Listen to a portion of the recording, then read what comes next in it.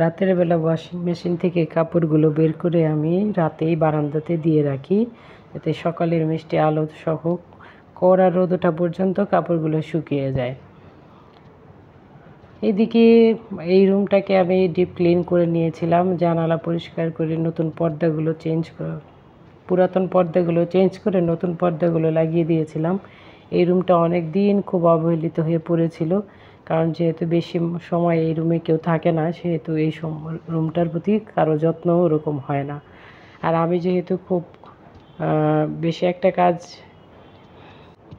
করতে পারছিলাম না, সেহেতু এই রুমটা আসলেই অবহেলিত ছিল। এইদিকে বেশি আমার আসা হতো না, আর ছেলেরাও যেহেতু এই রুমে বেশি থাকে না, বন্ধুবান্ধব আসলে একটু বসে আর টিচার আসলে একটু পড়ে। হ্যাঁ, তারপরও আবার এই রুমে এসে মনে হলো এই অবহেলিত রুমটাকে একটা বিশেষ লুক দিলে হয়তো এই রুমের প্রতি একটা আকর্ষণ বেড়ে যাবে। দুই ছেলে একসঙ্গে থাকে, সহজে আলাদা হতে চায় না। মাঝে মাঝে হঠাৎ কোনো বিশেষ কারণে হয়তো বা ছোটো ছেলেটা এই রুমে এসে ঘুমায়।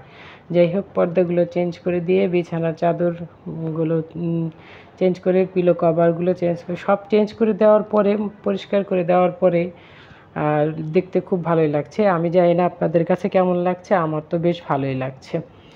টেবিলের উপরে কভারটা ছিল না, কিন্তু টেবিলের উপর দেখা গেলো অনেক কার্টুন আর সূত্র লেখা আছে, তাই কভারটার উপরে কিছু জিনিস, একটা টেবিল কভার দিয়ে ওদের কিছু প্রাইজ ছিল সেগুলো দিয়ে একটু গুছিয়ে সাজিয়ে দিলাম ক্যামেরায় বন্দি করার জন্য। কিছুক্ষণ পরে অবশ্যই ওগুলো সরে যাবে, আমি জানি ওগুলো ওখানে থাকবে না, টিচার আসলে সে ওগুলোকে সরিয়ে নেবে।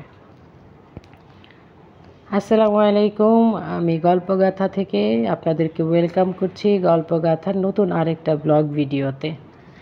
এদিকে বারান্দায় চলে এসেছি সব, তারপর এখানে এসে দেখছি এই গাছটা কেমন একটু গরমে নেতিয়ে গেছে, কিন্তু আবার পাশের গাছটাতে বেশ ভালোই ফুল ফুটেছে।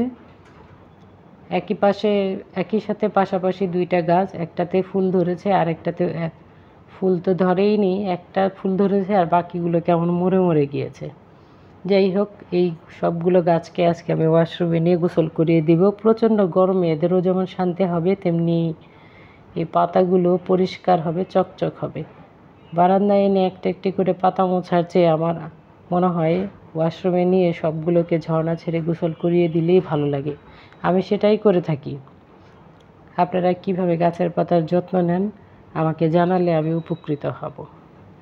এই পর্যন্ত আপনারা যে যেখান থেকে আমার সঙ্গে আমার এই নতুন ব্লগটির সাথে ছিলেন, তাদের সবাইকে রিকোয়েস্ট করছি আমাকে একটা লাইক দিয়ে ভিডিওটি কন্টিনিউ করার জন্য। যদি ভালো না লাগে তারপরও দেখতে থাকুন, যদি কখনো ভালো লেগে যায় তাহলে লাইক দিয়ে সাবস্ক্রাইব করে পাশে থেকে যাবেন। বলা তো যায় না শেষ পর্যন্ত কোন অংশটা আপনার একটু হলেও কাজে লাগতে পারে, ভালো লাগতে পারে। বিকেলবেলার জন্য আমি এখানে কিছু চিকেন ম্যারিনেট করে নিচ্ছিলাম। অফ ক্যামেরায় রান্নাবান্না খাওয়া দাওয়া সব হয়ে গিয়েছে। প্রতিটি ভিডিওতেই রান্নাবান্না দেখাতে আর ভালো লাগছিল না, তাই চিন্তা করলাম আজকে আর রান্নাবান্না দেখাবোই না। কিন্তু তারপরেও কী করব, ঘুরে ফিরে সেই রান্নার সঙ্গে আসতেই হয়, কারণ রান্না ছাড়া খাওয়া আর খাওয়া ছাড়া বেঁচে থাকা সম্ভবই না। এখানে চিকেনের মধ্যে আমি দিয়ে দিয়েছি আদা রসুন বাটা, red chilli powder, soya sauce, তারপর দিচ্ছি হলুদ গুঁড়া, মরিচ গুঁড়া, আর এটা হলো ধনে গুঁড়া, আর হালকা চিকেন পাউডার, কিনতে রাঁধুনি যে চিকেন পাউডার পাওয়া যায় সেটা। এই যে দিয়ে দিচ্ছি ছোটো বয়মটা, কাচের বয়মটা থেকে। এটার মধ্যে হলো আমার নিজস্ব ফর্মুলায় তৈরি একটা গরম মশলা গুঁড়া, যেটা আমি বাসায় নিজে তৈরি করে থাকি। ইনশাল্লাহ সামনে কোনো একদিন আমার এই রেসিপিটা আপনাদের জন্য শেয়ার করে থাকবো, নতুন আপুদের জন্য বিশেষ করে, কারণ পুরনো আপুরা অবশ্যই সবই পারেন, আমার চেয়ে ভালো পারেন। নতুনদের যদি কোনো উপকারে আসে এই আশা থেকেই কিছু কিছু জিনিস শেয়ার করে থাকি। তারপর মাংসের মধ্যে একটু সয়াবিন তেল দিয়ে দিলাম, কারণ সয়াবিন তেল দিয়ে ম্যারিনেট করলে মাংসটা অনেক সময় জুসি থাকে, অনেকটা সময় মানে ফ্রিজে বেশি দিন রেখে দিলেও জুসিনেসটা থেকে যায়। তারপর এখানে দিয়ে দেব সয়া সসটা আমি এখানে 2 চামচ দিয়ে দিচ্ছি। তারপর দিয়ে দিয়েছি লবণ, যেটা হঠাৎ করে ক্যামেরা অফ হয়ে গিয়েছিল, খেয়াল করিনি, অসুবিধা নেই, আমি বলে দিব আবার কি কি দিয়েছি। টমেটো পিউরি দিয়ে দিচ্ছি, এটা লাস্ট ইয়ারের টমেটো পিউরি ছিল।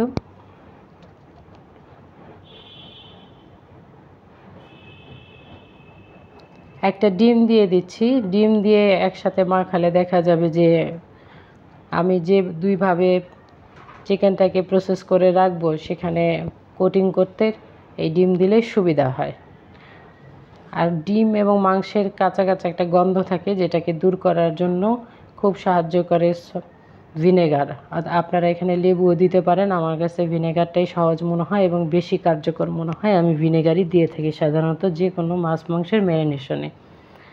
আবার মাছ ধোয়ার সময় ছোট্ট একটা টিপস বলে দিচ্ছি, মাংস ধোয়ার সময় যারা ব্রয়লার চিকেন খেতে পছন্দ করেন কিন্তু গন্ধের জন্য খেতে পারেন না, তারা ওয়াশ করার সময় যদি একটু কিছুক্ষণ ভিনেগার দিয়ে রেখে দেন এবং পরে ভালো করে ধুয়ে ম্যারিনেট করে নেন, তাহলে সেই চিকেনের আঁশটে যে একটা গন্ধ থাকে সেটা চলে যায়।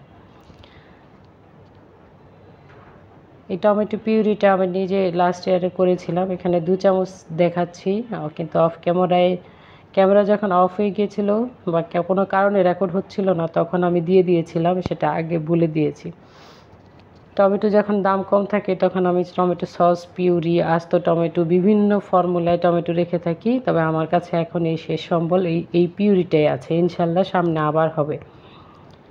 খালি একটা বক্সের মধ্যে আমি চিকেনগুলোকে লেয়ার করে নিচ্ছি এই কারণ আমার টার্গেট হলো এই চিকেনগুলোকে আমি 2বারে ফ্রাই করব, একবারে করব না। আবার একই বক্সে রাখবো, 2টা বক্সও ইউজ করব না, এতে ফ্রিজে আমার জায়গার সমস্যা হয়। এই জন্য এক লেয়ার দিয়ে সেখানে একটা পলি দিয়ে দিচ্ছি। এই পলিগুলো কিনতেও পাওয়া যায়, কিনে কেটে নেওয়া যায়, আবার অনেক সময় অনেক ফ্রোজেন পরোটা রুটির সঙ্গে আসে, সেগুলাই রেখে দিই। আমি বেশিরভাগ সময় ফ্রোজেন পরোটার সঙ্গে যে পলিগুলো আসে সেগুলো ধুয়ে শুকিয়ে রেখে দিই। এতে একদিকে যেমন অর্থ অপচয় হয় না, অন্যদিকে এই পলিথিনগুলো রিইউজ করার কারণে ডাস্টবিনেও ফেলে দিতে হয় না, অনেকটা পরে ফেলতে হয়। এখানে হয়ে গেল আমার 2টা লেয়ার। এই লেয়ার দুটোকে আমি সুন্দর করে বক্স বন্দি করে আবার বড় ডিপ ফ্রিজের মধ্যে রেখে দিব, আবার একটা বড় বক্সে বন্দি করে নিব। যাই হোক, তারপরের প্রসেসে চলে এসেছি। এখানে আমি রেগুলার পারপাস যে আটা বা ময়দা আমরা ইউজ করি, সেই আটার সঙ্গে আমি দিয়ে দিয়েছি একটু লবণ মেখে, সেটার মধ্যে একবার গড়িয়ে নিয়েছি, নিয়ে একটি চিমটার সাহায্যে সেটাকে আবার মশলার মধ্যে গড়িয়ে নিয়ে আবার আটা দিয়ে ডাবল কোট করে নিচ্ছি। এতে খেতে ক্রিস্পি হয় এবং টেস্টি হয়, দেখতেও কালারটা ভালো হয়।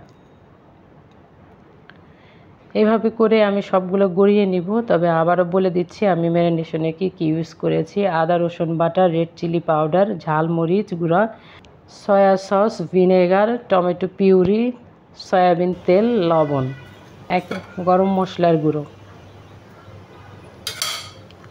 সব দিয়ে। যে দ্বিতীয় প্রসেসেরটাও আমার প্রায় শেষের দিকে। এইভাবে করে একে একে আমি সবগুলোকেই ডাবল কোট করে নিব।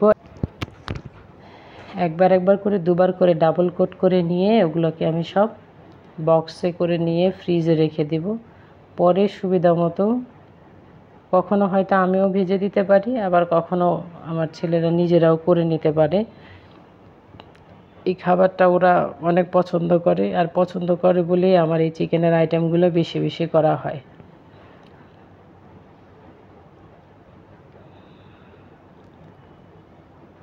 এখানে আমি আরেকটা পিসকে এভাবে একইভাবে দেখিয়ে দিচ্ছি। আর হাত দিয়ে ধরে করলে সবসময় হাতের মধ্যে লেগে যায়। এক হাতে 2টি কাজ করলে বা মানে ভেজা চিকেন ধরলে আর শুকনো গুঁড়ির মধ্যে লাগালে হাতে আর আটায় মেখে একাকার হয়ে যায়, তখন কোটিংটা ভালো হয় না। তাই অন্য একটা কিছুর সাহায্যে অথবা 2 হাত ইউজ করলে সুবিধা হয়।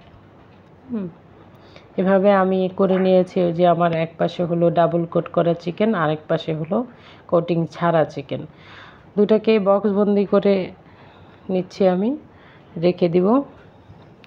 জানি আমাকে বিকেলবেলায় হয়তো বা ফ্রাই করতে হবে, কারণ তাদের আবদার গতকাল রাতেই ছিল, সেজন্য সকালবেলা আমি এটাকে করেছি। আবদার মানে কি, আমাকে জানানো হয়েছিল মামুনি চিকেন শেষ, তার মানে হলো নতুন প্রিপারেশনের বক্স লাগবে, কারণ ওরা রাতে নিজেরা করে খায়। আলহামদুলিল্লাহ যে নিজেরা করে খায়, আমাকে করে দেওয়ার জন্য রাতের বেলা ডেকে উঠায় না। এখানে আমি রাতের বেলা যে কাপড়গুলো শুকিয়ে থাকে সেগুলোকে এনে সোফার উপর রেখে দিই এবং পরে ভাঁজ করে নিয়ে জায়গা মতো রেখে দিই। আপনার কাজের সঙ্গে আমার কাজ মিলবে না, আমার কাজের সঙ্গে আপনার কাজ মিলবে না, তবে আমি সবারটাই দেখি এবং সবার কাছ থেকেই শিখছি। এখানে আমি ভালোবাসার সঙ্গে স্মরণ করছি মাই ডেইলি লাইফ এবং কিচেন থেকে শিশির আপুর কথা। শিশির আপু, তোমাকে অনেক ভালোবাসা ও শুভেচ্ছা। তুমি অনেক সুন্দর করে আমার কমেন্টসটা পড়েছো, তোমার জন্য রইল অফুরন্ত ভালোবাসা। তুমি তাড়াতাড়ি সুস্থ হয়ে আসো, তাড়াতাড়ি সুস্থ হয়ে যাও। তো আবার আরেকজন ব্লগার আপু সুবর্ণা আপু, বিডি ব্লগার সুবর্ণা, আপনাকে অনেক অনেক ধন্যবাদ, ভালোবাসা আপু। আপনি সুন্দর করে আমার কমেন্টসটি পড়েছেন। আমি এই কমেন্টস, এত ছোট্ট একজন মানুষ, ছোট্ট মানে ইউটিউবিংয়ের দুনিয়ায় আপনাদের কাছে অনেক ছোট, কিন্তু আপনারা আমার কমেন্টসগুলো এত সুন্দর করে পড়েছেন যে আমি খুবই উৎসাহ পেয়েছি। উৎসাহ পেয়ে আবার আরেকটা ব্লগ ভয়েস দিতে বসে গেছি। আমার আসলে শরীর ভালো ছিল না, আমি কিন্তু আসলে ভিডিও করলেও ভয়েস দেইনি বা দেওয়ার জন্য প্রিপেয়ার হইনি। ওটা শোনার পরই আসলে আমি এখানে ভয়েস দিতে বসেছি, জানি না কবে আপলোড করতে পারবো।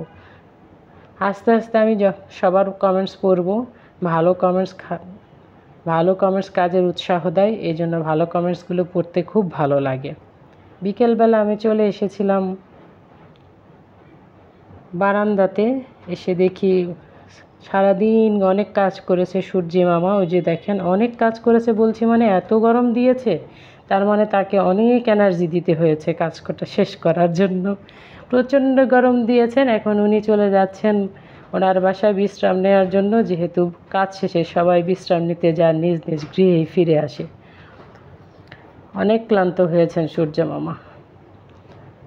যাই হোক, বিকালের পরে সন্ধ্যার সময় এই যে এখানে নাস্তা ভেজে দেওয়ার জন্য চলে এসেছি। এই নাস্তাটা ভেজে দেওয়ার জন্য কিচেনে আসার আগে দেখি বক্সটা বের করে দিয়েছে আমাকে, আম্মু তুমি কি ভাজবা না আমি ভাজবো? বললাম না, ঠিক আছে আমিই ভেজে দিচ্ছি। তবে খুব অল্প তেলে এখানে এইগুলো আমি ভেজে নেব। আর এই যে জমাট বেঁধে আছে সবগুলো একসাথে চুলায় তেলের উপর দেওয়ার পর, আসলে অল্প তেল দিয়েছি আমি, 3 চামচ তেল দিয়েছি, 3-4 চামচ তেল দিয়েছি, টেবিল চামচ না। সেখানে দিয়ে একটু লবণ দিয়ে দিয়েছিলাম, দিয়ে সেখান থেকে আমি এগুলোকে ঢেকে ঢেকে নেড়ে চেড়ে ভেজে নিয়েছি। ঢাকটা দেওয়ার পরে বরফ যেগুলো লেগে থাকে সেগুলো ছুটে যায়। চিকেনটাও মানে ময়েশ্চারটা চিকেনের মধ্যেই থেকে যায়, উড়ে চলে যায় না। অনেক সুন্দর কালার আসছে সব মশলা একসঙ্গে মিলেমিশে। আর এই যে আমি ফক দিয়ে টেস্ট করে নিচ্ছিলাম যে ফ্রাইটা হয়েছে কিনা। খুব মাশাআল্লাহ, খুব সুন্দর হয়েছে, কারণ আমিও নিজে খেয়েছিলাম, এর জন্য বুঝতে পারছি টেস্ট অনেক ভালো হয়েছে। তা আপনারাও খেয়ে নেবেন, যদি ভালো লাগে আপনারা তৈরি করে খেয়ে নেবেন। টেস্ট করে অন্তত দেখতে পারেন যে এভাবে অল্প তেলে চিকেন খেলে যেমন স্বাস্থ্যকর একদিকে, অন্যদিকে তেলটাও খরচ কম হয়। সবগুলো চিকেন আমি আস্তে আস্তে ভেজে একসাথে নামিয়ে নিব প্লেটে।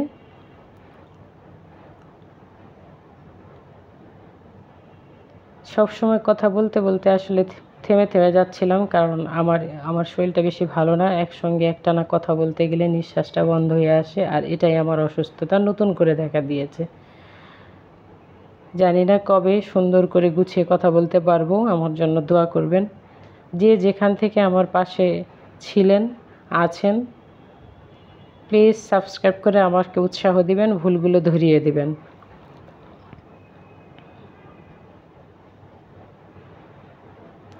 এই যে জুসগুলোকে আমি আবার খুব নেড়ে চেড়ে তুলে নিচ্ছি। এটা আমি কৃপণ এরকম যে ওই জুসগুলোও ফেলবো না। আমাকে কৃপণ মনে হলেও আসলে কৃপণ নই। আমার আসলে ওই জুসটা খেতে ভীষণ ভালো লাগে, কারণ এটার মধ্যে মশলায় তো এক্সট্রা কোনো পানি ছিল না, তেল ছিল না। চিকেনের মশলায় চিকেনটা ফ্রাই হয়েছে, সিদ্ধ হয়েছে, ফলে ওই জুসটা চিকেনের মধ্যে দেওয়ার সঙ্গে সঙ্গে চিকেনের জুসিনেসটা আরও বেড়ে যায়। এতক্ষণ কষ্ট এই যে সবাই আপনারা চিকেনটা খেয়ে নেবেন আমার সঙ্গে, কষ্ট করে যে যেখান থেকে ভিডিও দেখছিলেন সবাইকে অনেক অনেক ধন্যবাদ আমার বকবকানি সহ্য করার জন্য। দেখা হবে নতুন ভিডিওতে, নতুন কোনো এপিসোডে। আসসালামু আলাইকুম, আল্লাহ হাফেজ।